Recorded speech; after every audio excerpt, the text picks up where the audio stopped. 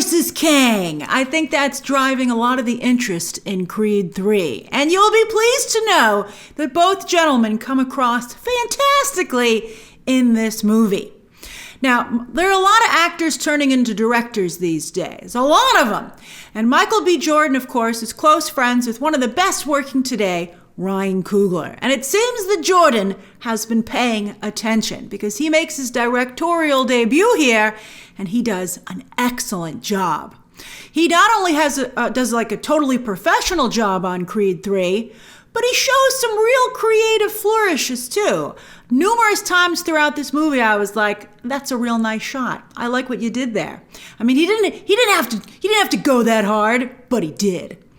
And some shots, really make a nice calling card for his future as a director. And he has the confidence in the material and his actors to often let the material breathe, but yet still having strong creative oversight. He lets everybody do their thing, but he doesn't let go of the reins. It's really excellent. The boxing sequences are also very well done, a hallmark for the Rocky Creed franchise. And the fights in the Creed movies have been particularly thrilling. They really upped the game with that. And Creed 3 carries on that tradition. The fights were amazing. I was reacting so much. I was like, "Ooh," I was the only one in my press screening. It was a very small screen and room, and I was the only one being like, "Ooh, ah," and I'd look away, and I was like, that had to hurt, and it did.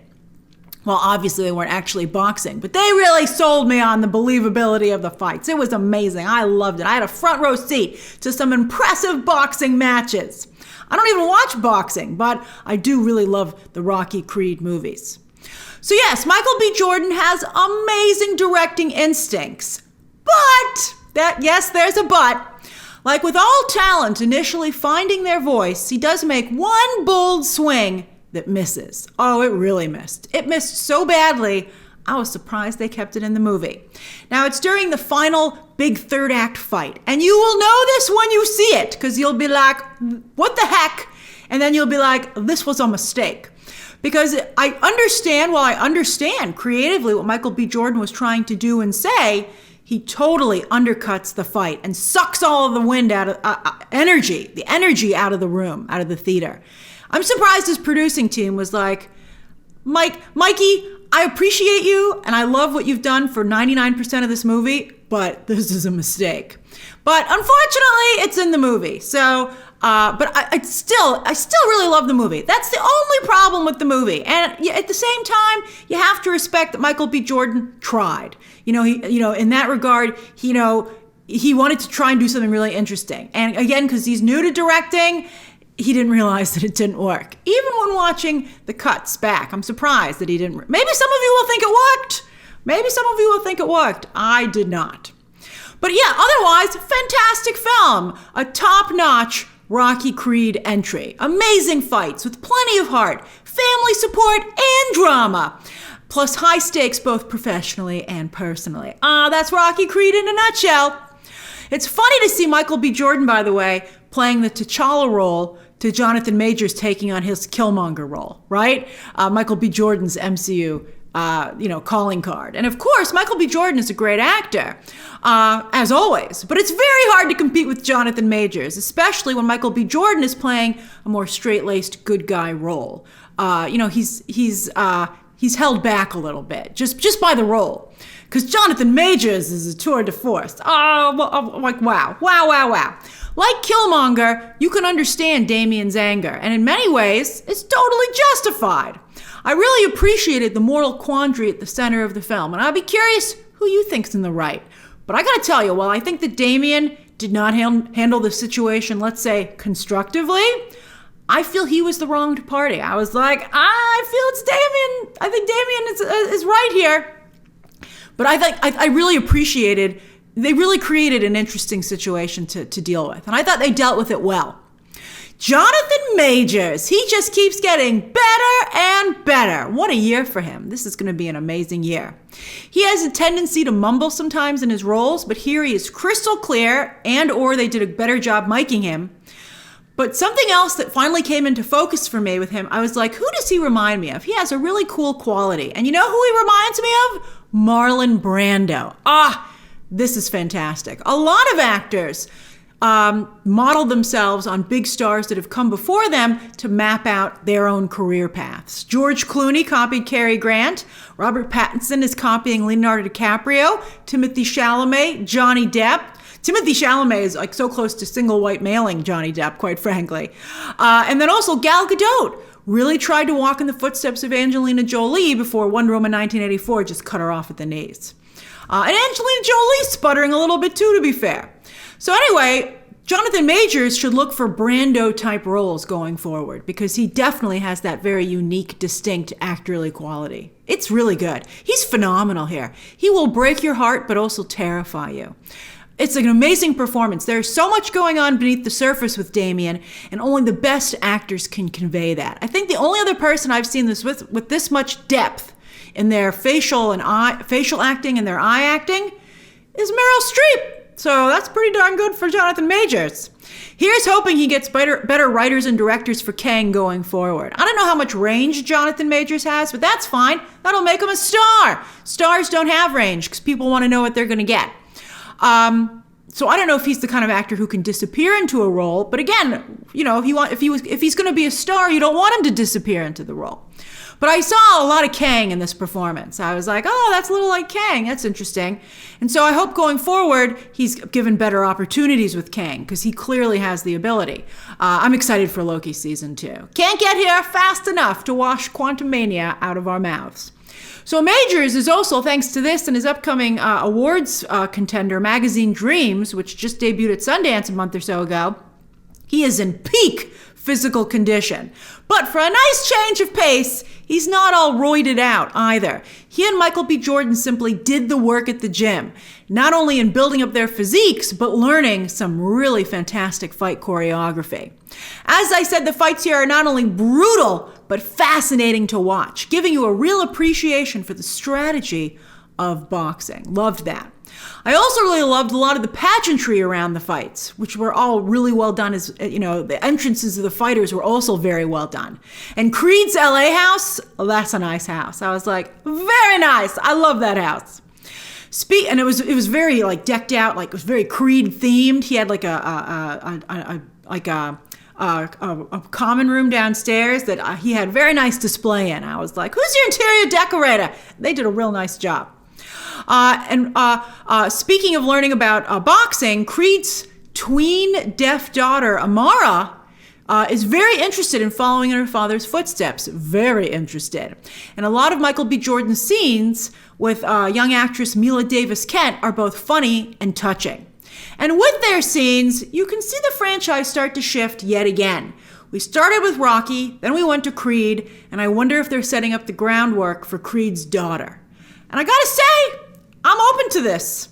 Muhammad Ali's Rumble in the Jungle is referenced here, and of course, Ali's daughter, Layla Ali, became a professional boxer herself. And female fighters, thanks to mixed martial arts and wrestling, are getting increasingly popular. And I wonder then if this franchise could successfully shift to focusing on a female fighter. I don't know if I'd make her a boxer. Maybe you could shift to mixed martial arts, and I don't know if wrestling really fits the tone for these movies, but it would be interesting to see. And with the right actress, I would give it a shot. The casting on that would be crucial. I call up Ryan Coogler, who's so good at casting, and say, who do you recommend?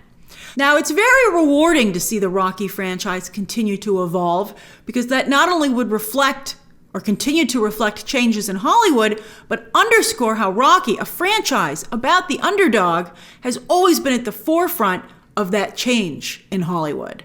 Sylvester Stallone wrote the first Rocky to create a leading role for himself in a Hollywood that did not see a space for him. He found a space for himself.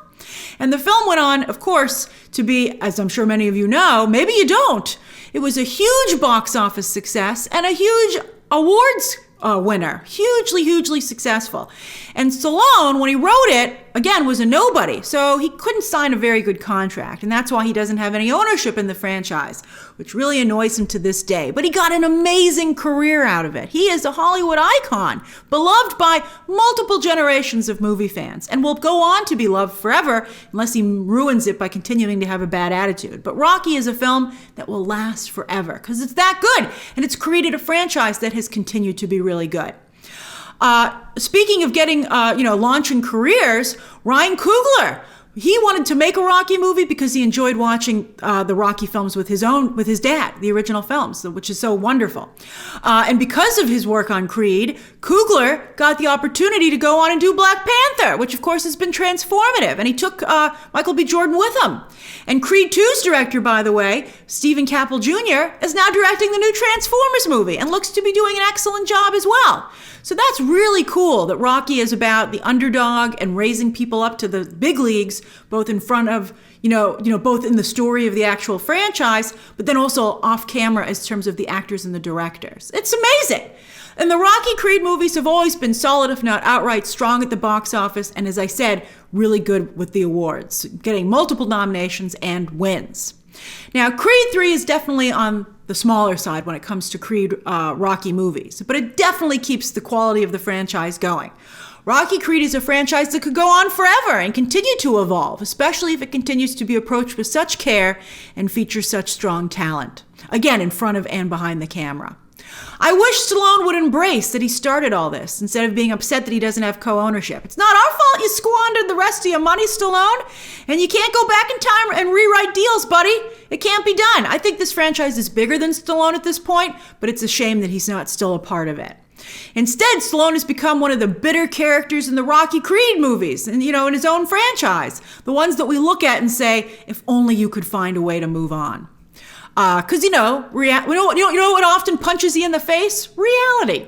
And I think Stallone is still reeling.